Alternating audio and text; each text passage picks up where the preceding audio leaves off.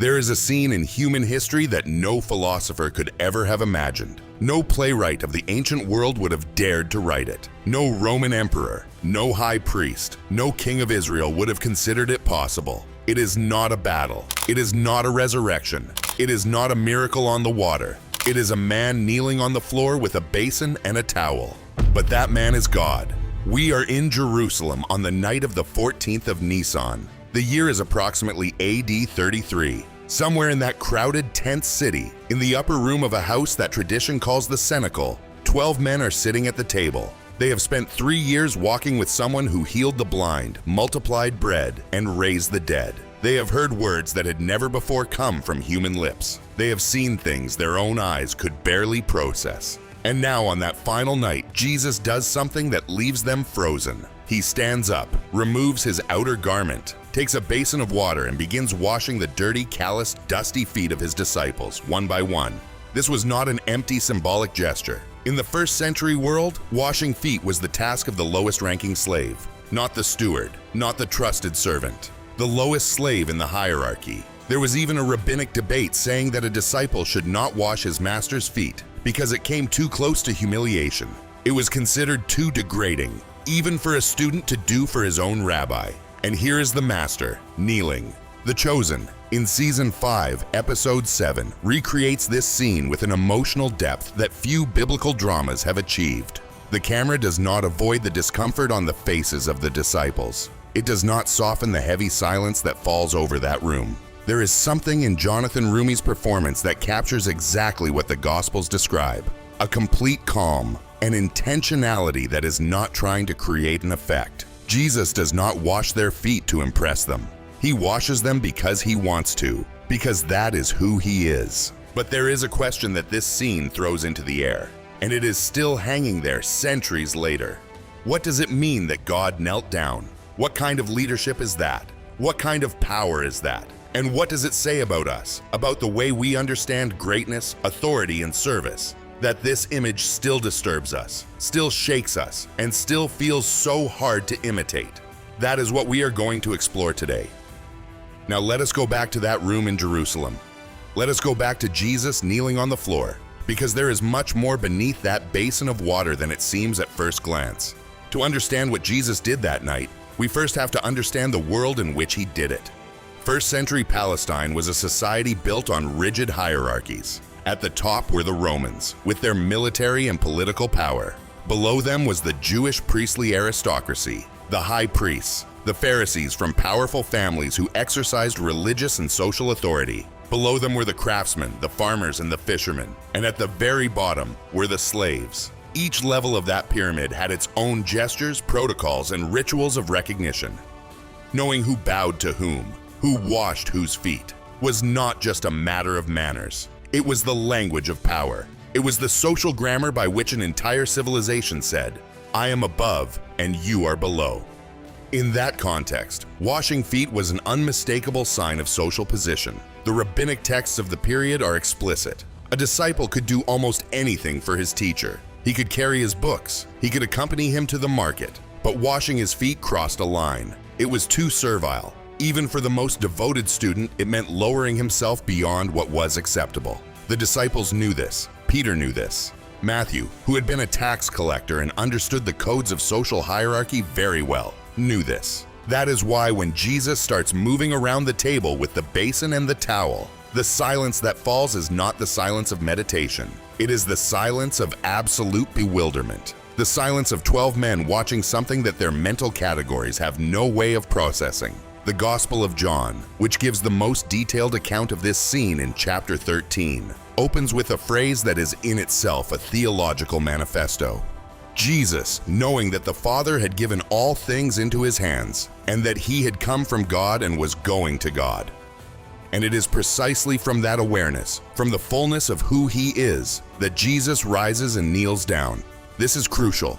John does not present the washing of the feet as an act of humility born from insecurity or from a need to earn the affection of his disciples. He presents it as an act that comes from certainty. Jesus washes their feet because he knows who he is, because he is so secure in his origin and his destiny that he does not need to prove it through displays of power. He does not need anyone to remind him of his place. His place is exactly where he chooses to be.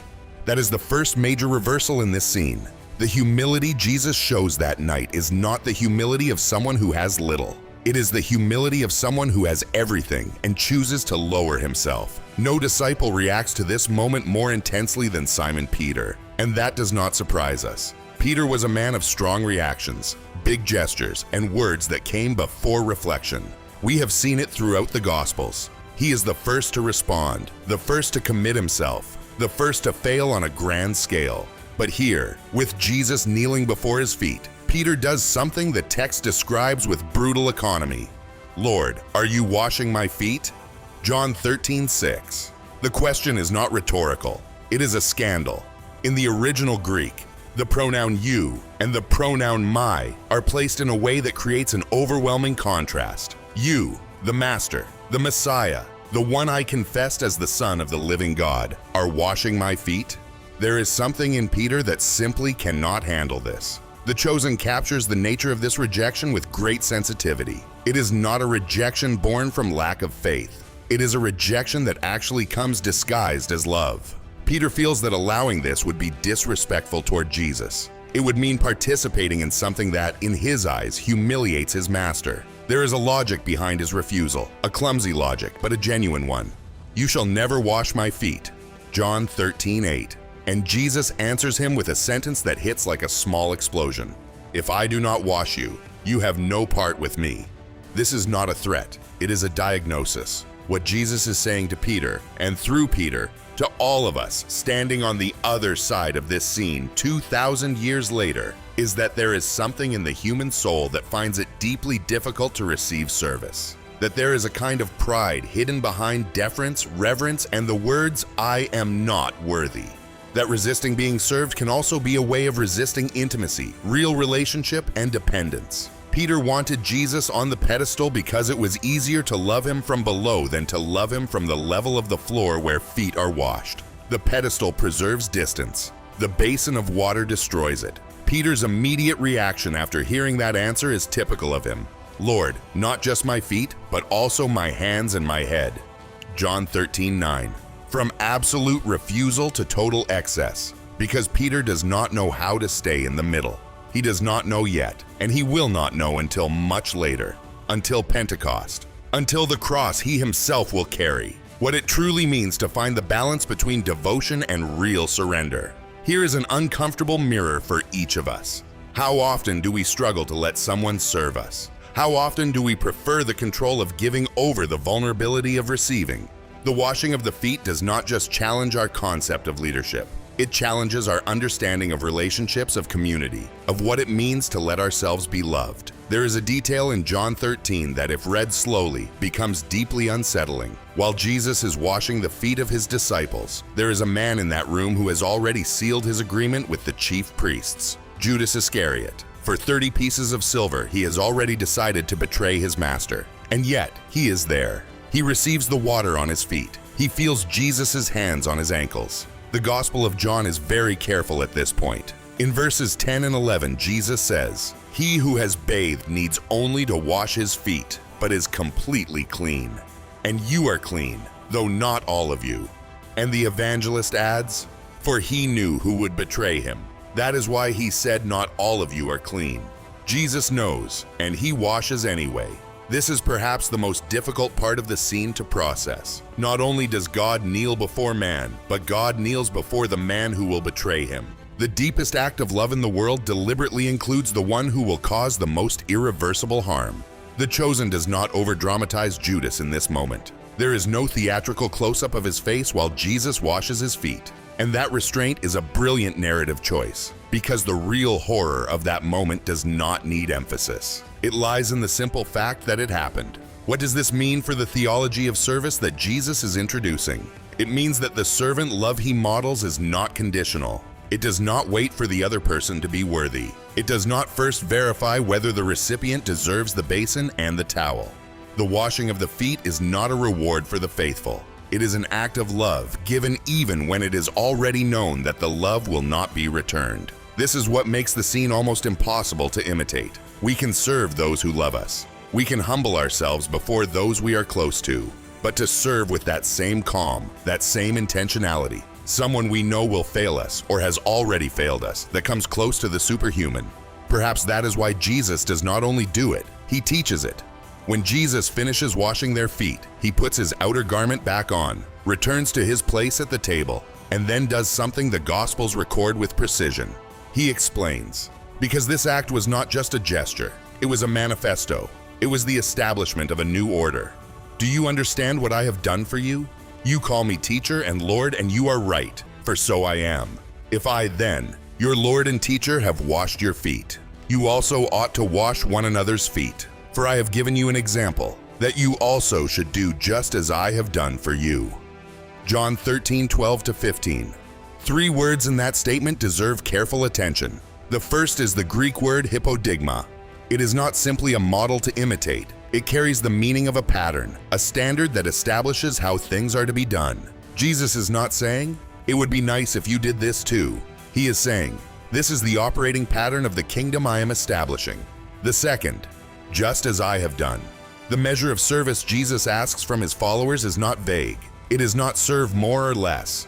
It is as I have done, which means the reference point is God kneeling with a basin.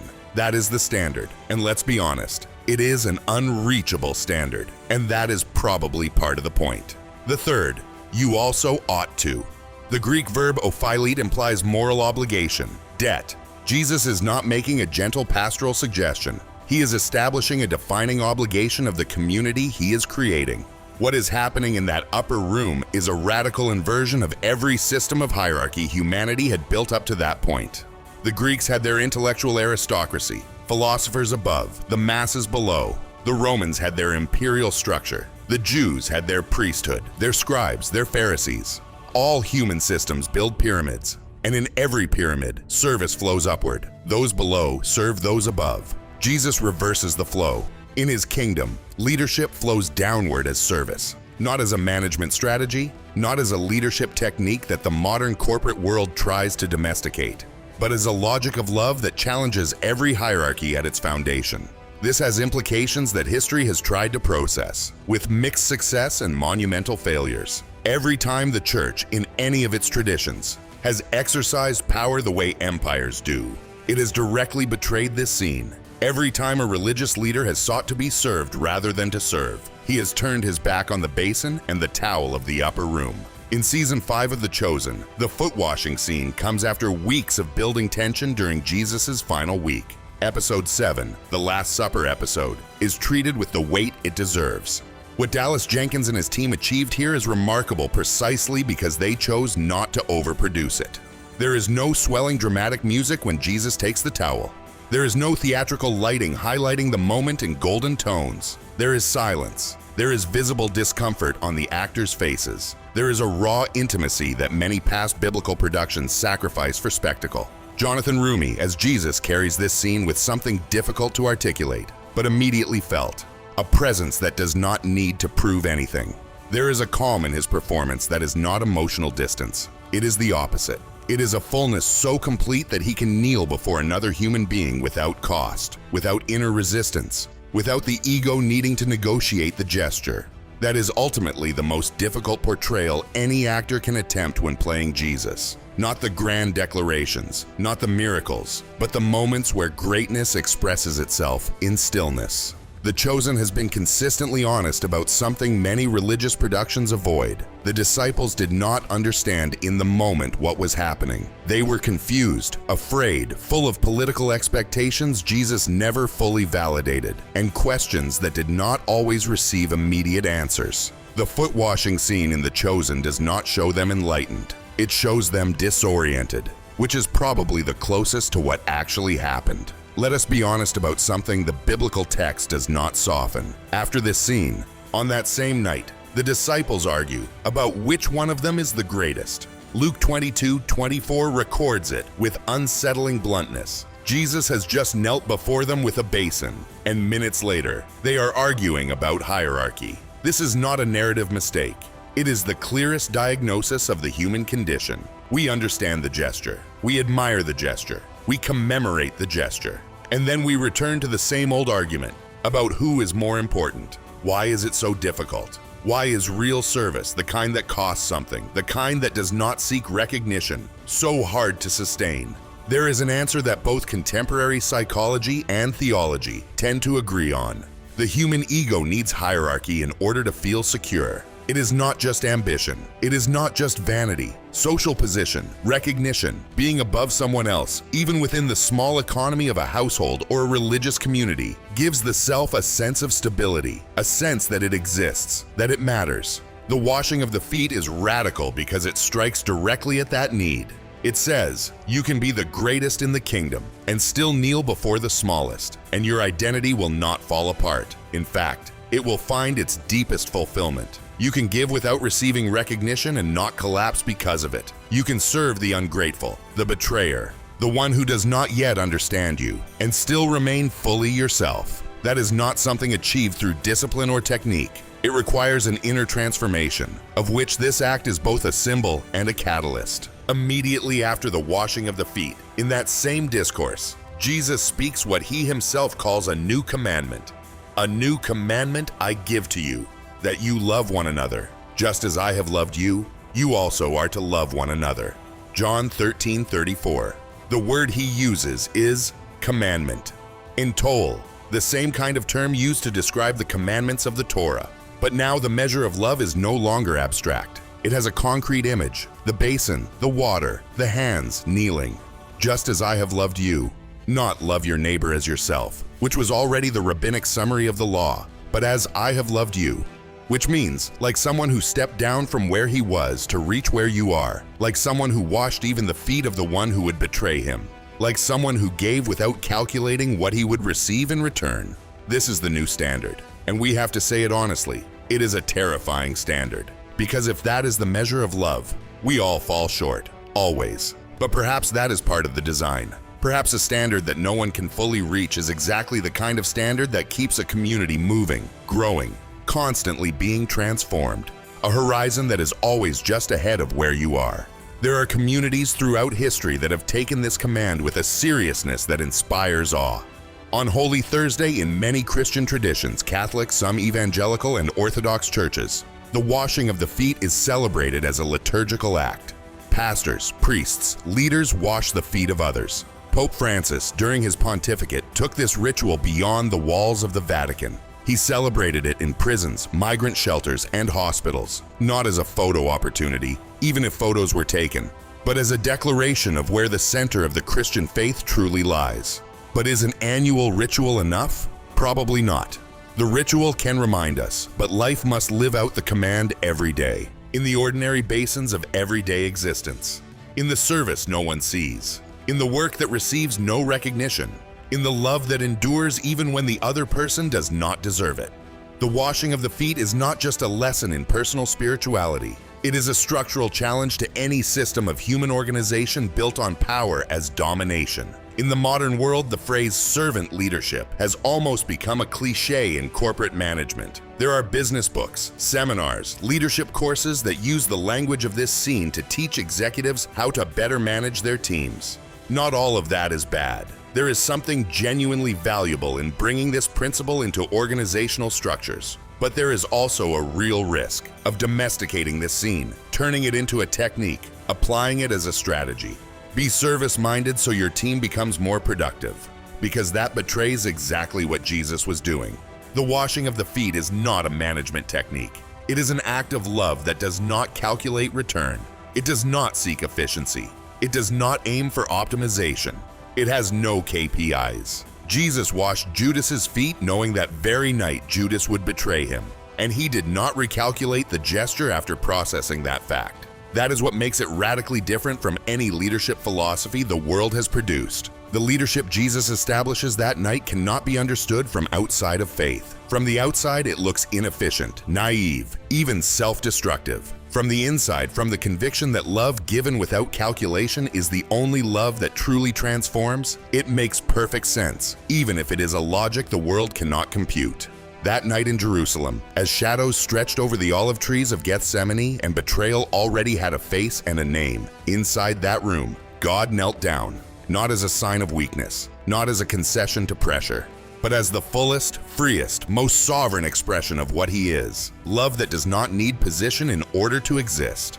Greatness that is not defined by being above. 12 men witnessed it. 11 misunderstood it in the moment, or understood it only partially. And one used it to carry out the betrayal he had already planned. And yet, the basin kept moving from one pair of feet to the next. That is what stops me when I think about this scene.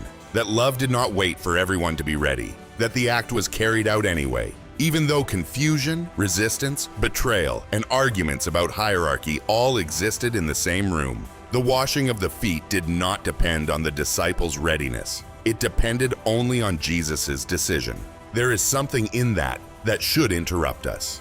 Because we often condition our service on whether the other person deserves it, on whether the relationship feels right, on whether there is reciprocity, on whether there is recognition, on whether someone is watching. And when those conditions are not met, we conclude that it is no longer the moment to serve. Jesus did not have that debate within himself. The question that remains after this scene is not simple. It cannot be answered in a single line, but it is the right question. Where in your life are you waiting for someone to deserve the washing before offering it? And what would change if you chose to do it anyway? Jesus chose to kneel on the darkest night in the world, before men who were not ready to understand what they were seeing, including the one who would betray him just hours later. He washed feet. He set a standard. He inaugurated a kingdom where the leader is the one who serves.